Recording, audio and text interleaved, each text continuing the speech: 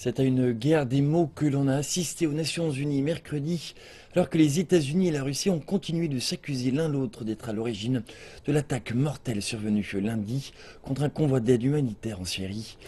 L'attaque avait défait un fragile cessez-le-feu, mais malgré l'intensification des conflits, l'ONU affirme qu'elle prévoit de reprendre certains convois d'aide humanitaire dès jeudi pour apporter une aide pressante aux Syriens.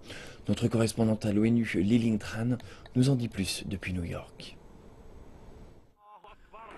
Alors qu'en Syrie, les factions ennemies s'opposent par les armes, c'est une guerre des mots qui se déroule au Conseil de sécurité pour savoir qui est responsable de l'attaque meurtrière de lundi contre un convoi d'aide humanitaire. Puis c'est une toute autre histoire qui nous a été racontée. Le ministre de la Défense a dit que le convoi d'aide humanitaire accompagné par des combattants dans un pick-up où se trouvait un lance-obus. Nous n'avons eu aucune preuve de ces allégations, mais même si elles étaient vraies, cela ne justifierait aucunement une violation du cessez-le-feu. Et je rajouterais que le lance-obus n'aurait pas pu causer les dommages qui ont été infligés à ces camions. Beaucoup ont dit qu'il est possible que cela ait été causé par une roquette ou par des tirs d'artillerie. C'était le contenu des rapports initiaux. Puis on a mentionné des hélicoptères ou des avions de guerre, donc je pense que nous devons éviter de tomber dans des réactions émotionnelles et de ne pas faire de remarques et de commentaires publics immédiatement. Il faut d'abord être très professionnel.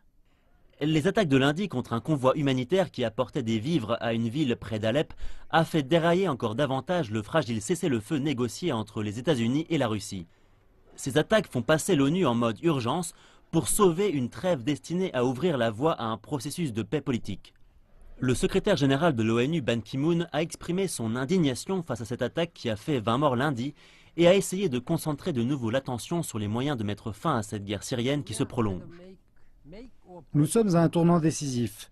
Je mets quiconque au défi d'utiliser son influence pour remettre en place un cessez-le-feu, permettre l'assistance humanitaire partout où elle est nécessaire et soutenir les Nations Unies pour établir une voie politique qui permette aux Syriens de négocier une issue à cet enfer dans lequel ils se trouvent piégés.